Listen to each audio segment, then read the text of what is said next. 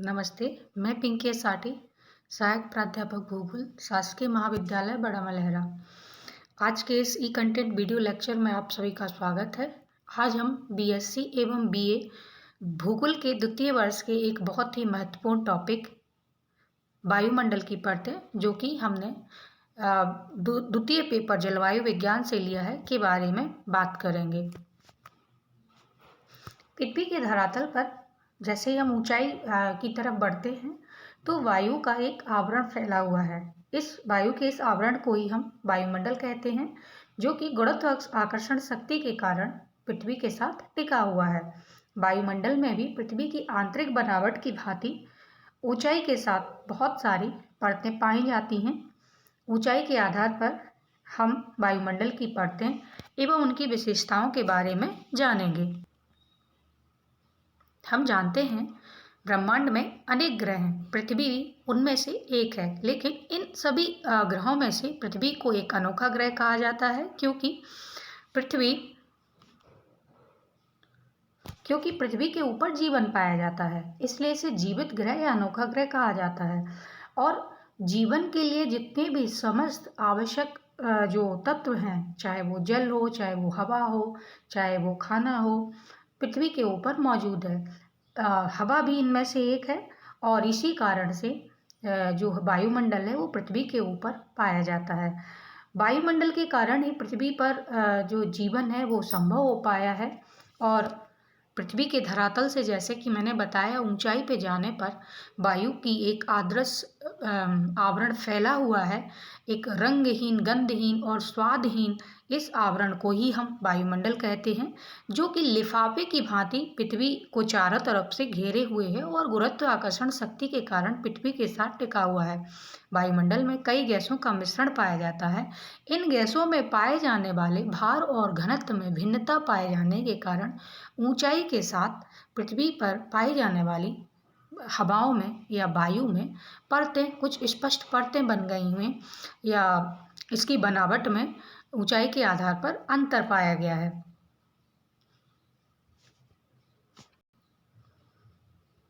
आधुनिक समय में ब्रह्मांड के बारे में radio Sunday, balloon, radar, radio तरंगें और इनमें लगे विभिन्न प्रकार के सेंसरों का उपयोग करके हम वायुमंडल के बारे में विभिन्न जानकारी और आवश्यक जानकारी आज हम प्राप्त कर रहे हैं।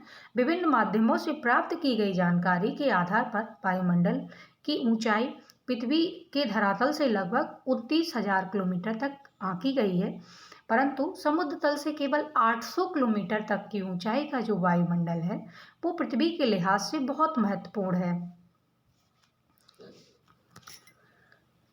जैसे कि मैंने बताया कि ऊंचाई के आधार पर वायु की जो परतें हैं या जो वायु है उसके भार और घनत्व में अंतर पाया जाता है। इसी अंतर के कारण से पृथ्वी की आंतरिक बनावट के भांति वायुमंडल में भी कुछ स्पष्ट परतें पाई जाती हैं, जिनका कारण विभिन्न भार, घनत्व एवं ताप वाली गैसों का पाया जाना है। वायुमंडल की परतों को हम दो आधारों पर वर्गीकृत करते हैं। नंबर 1, रासायनिक आधार पर परतों का विभाजन। रासायनिक संगठन के आधार पर वायुमंडल की परतों को दो भागों में बांटा गया है, सममंडल और विषममंडल। सममंडल समुद्र तल से 90 किलोमीटर की ऊंचाई तक सममंडल का विस्तार है। गैसों की भौतिक एवं रासायनिक बनावट प्राय यहाँ पर समरूप पाई जाती है। ऊंचाई के साथ साथ अनुपात समान होने के कारण इस मंडल को हम सममंडल कहते हैं। वायुमंडल की प्रमुख ऑक्सीजन, कार्बन डाइऑक्साइड इसी मंडल में पाई जाती है, जो बिल्कुल मिलाकर के 99% भाग को बनाती है। शेष 1% भाग में नियोन, हीलियम, जीनोन आदि गैसें पाई जाती हैं। वायुमंडल के अन्य संघटक जलवाष्प, धूल कण, धुआं आदि भी इसी परत में पाए जाते हैं। नंबर 2, विषम मंडल। विषम मंडल का जो विस्तार है वो 90 से लेकर के 10,000 किलोमीटर की ऊंचाई तक पाया जाता है। इस मंडल में पाई जाने वाली गैसों के भौतिक एवं रासायनिक गुणों में बहुत अंतर होता है। इस मंडल में पाई जाने वाली जो गैसें हैं वो विशेष किस्म की सौर ऊर्जा से चार्ज होने वाली गैसें होती हैं और सौर ऊर्जा से चार्ज होने वाली इन गैसों की 4 स्पष्ट परतें पाई जाती हैं, जिसमें नंबर पहला है आणविक नाइट्रोजन जो 200 किलोमीटर तक की ऊंचाई तक पाई जाती, फिर आणविक ऑक्सीजन 200 से लेकर 700 किलोमीटर, आणविक हीलियम परत 700 से 1100 किलोमीटर और आणविक हाइड्रोजन परत 1100 से अधिक। वायुमंडल की जो परतें हैं उनके विभाजन का दूसरा जो तरीका है या जो उपाय है वो है ऊंचाई के आधार पर परतों का विभाजन। पृथ्वी को ताप की प्राप्ति सूर्य से होती है, लेकिन वायुमंडल सूर्य से आने वाली ताप से सीधे गर्म नहीं होता है, बल्कि सूर्य ताप से पहले पृथ्वी का धरातल गर्म होता है और उसके पश्चात पार्थिव विकिरण द्वारा वायुमंडल की निचली परत, उसके बाद उसके ऊपर की परतें गर्म होती हैं। वायुमंडल में ओजोन, आयन, धूलकण, जलवाष्प, ज्वालामुखी, राख, धूलकण आदि पाए जाते हैं, जिससे ऊंचाई के साथ ना तो वायुमंडल की संरचना समान है और ना ही इनका ताप का वितरण की दृष्टि से प्रभाव समान दिखाई देता है। ऊंचाई के आधार पर पाई जाने वाली इन विशेषताओं के आधार पर वायुमंडल की बदलती संरचना के अनुसार इसे निम्नलिखित परतों में बांटा गया है। नंबर 1, क्षोभ मंडल। क्षोभ मंडल जिसे हम ट्रोपोस्फियर कहते हैं, यह धरातल से लगी हुई वायुमंडल की सबसे निचली परत है। इस परत को अंग्रेजी में ट्रोपोस्फियर कहा जाता है। ट्रोपोस ग्रीक भाषा का शब्द है जिसका अर्थ होता है मिश्रण या वृक्षोभ। इसी कारण इस परत को वृक्षोभ मंडल, परिवर्तन मंडल भी कहा जाता है। मौसम एवं जलवायु की दृष्टि से यह मंडल या यह परत सबसे महत्वपूर्ण होती है, क्योंकि मौसम संबंधी समस्त घटनाएं जैसे वाष्पीकरण, संघनन, बादल की गरज, बिजली की चमक, वायुमंडलीय तूफान इसी मंडल में घटित होते हैं। वायुमंडल के अधिकांश संघटक जलवाष्प, धूलकण, धुआं आदि भी इसी मंडल तक सीमित हैं। इसकी जो औसत ऊंचाई है वो भूमध्य रेखा पर 18 किलोमीटर एवं ध्रुवों पर 8 से 10 किलोमीटर तक पाई जाती है। क्षोभ मंडल की सबसे महत्वपूर्ण विशेषता ऊंचाई के साथ तापमान में गिरावट का होना है। इस परत में प्रत्येक 1000 मीटर की ऊंचाई पर लगभग 6.5 डिग्री सेंटीग्रेड तापमान की दर से तापमान कम हो जाता है। विषुवत रेखा पर इसकी जो ऊपरी सीमा का तापमान है वो -60 डिग्री के आसपास और ध्रुवों पर -45 डिग्री के आसपास रहता है।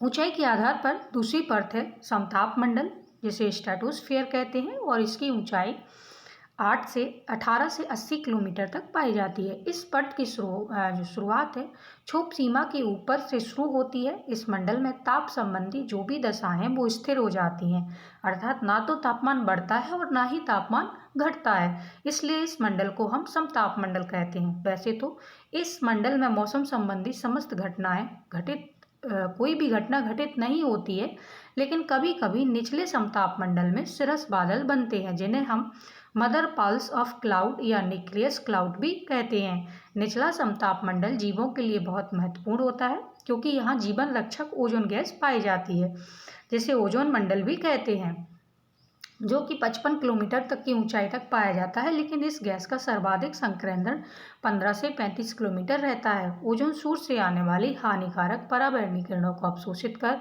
पृथ्वी पर आने से रोकती है। समताप मंडल की ऊपरी सीमा पर तापमान धीरे धीरे बढ़ने लगता है। अगली जो परत है वो है मध्य मंडल। मध्य मंडल का विस्तार 50 से 80 किलोमीटर की ऊंचाई तक पाया जाता है। इस ऊंचाई में के साथ तापमान में फिर से गिरावट होनी शुरू हो जाती है, अर्थात समताप मंडल के बाद जैसे ही मध्य मंडल स्टार्ट होता है तो तापमान सामान्य पतन दर यानी ऊंचाई के साथ तापमान में गिरावट होना पुनः शुरू हो जाता है। मध्य मंडल की ऊपरी सीमा पर लगभग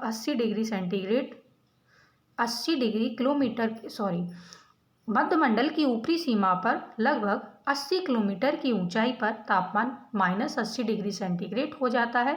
इस मंडल में उल्काधूल एवं संवहनीय प्रक्रिया द्वारा लाए गए धूल कणों एवं आर्द्रता से संघनन होने पर नेक्टिल्यूसेंट बादल ध्रुवों पर कभी कभार हमें दिखाई देते हैं। ऊंचाई के आधार पर जो अगली परत है वो है आयन मंडल, जिसे आयनोस्फीयर भी कहते हैं। पृथ्वी के धरातल से 80 से लेकर 640 किलोमीटर के बीच वायुमंडल में आयन मंडल का विस्तार पाया जाता है। इस मंडल में मौजूद गैस गैसें ब्रह्मांड किरणों या कॉस्मिक किरणों को ग्रहण करके विद्युत युक्त आयन का निर्माण करती हैं। गैसों द्वारा किरणों के विद्युतमय आयनीकृत होने के कारण ही इस भाग को हम आयन मंडल कहते हैं। वायुमंडल की इस परत में ध्रुवीय ज्योति, एरोरा लाइट्स, उल्काओं की चमक, ध्वनि तरंगों, रेडियो तरंगों तथा विभिन्न ऊंचाई पर जो विभिन्न तरीके की तरंगे हैं उनको वापस पृथ्वी की तरफ लौटा दिया जाता है। यहाँ पर नीले आकाश का दिखाई देना, इस तरीके की घटनाएं होती हैं। इस मंडल में ऊंचाई के साथ कई परतों का निर्धारण किया गया है, जैसे डी परत, ई परत, विशिष्ट E1 परत, E2 परत, F परत और G परत। और अगली परत है बहिर्मंडल या एक्सोस्फेयर।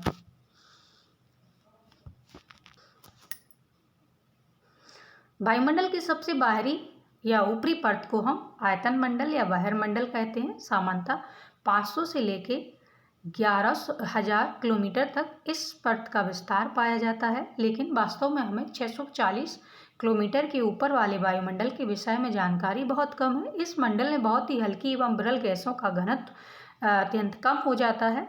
इसकी बाहरी सीमा पर तापमान 5,568 डिग्री सेंटीग्रेड हो जाता है, लेकिन हल्की गैसें एवं कम घनत्व के कारण हमें इस तापमान का अनुभव नहीं होता है। इस मंडल की महत्वपूर्ण विशेषताएं, इसमें होने वाली ऑरोरा ऑस्ट्रेलियस एवं ऑरोरा बोरेलिस की घटनाएं को देखा जाना है। तो आज के इस ई कंटेंट वीडियो लेक्चर में हमने जाना कि पृथ्वी के धरातल से जैसे ही हम ऊंचाई पे जाते हैं तो वायुमंडल का एक आवरण फैला हुआ है, या वायु का एक आदर्श आवरण फैला हुआ है जिसे वायुमंडल कहते हैं। और चूंकि जैसे पृथ्वी की आंतरिक बनावट में भी चट्टानें जो पाई जाती हैं उनमें भार एवं घनत्व के कारण विभिन्न परतें बन गई हैं, उसी तरीके से वायुमंडल में भी गैसों के भार एवं घनत्व और ऊंचाई में अंतर होने के कारण स्पष्ट कई तरीके की परतें बन गई हैं, जिनको हमने रासायनिक एवं ऊंचाई के आधार पर कई विभिन्न परतों में बांटा। तो हमने आज जाना कि वायुमंडल की कितनी परतें हैं और ऊंचाई के आधार पर ये कहाँ कहाँ किन किन रूपों में पाई जाती हैं। बहुत बहुत धन्यवाद उच्च शिक्षा विभाग का, जिन्होंने मुझे इस ई कंटेंट वीडियो को बनाने का मौका दिया। और उम्मीद है कि आगे भी मैं इस तरीके के काम करती रहूँगी। धन्यवाद।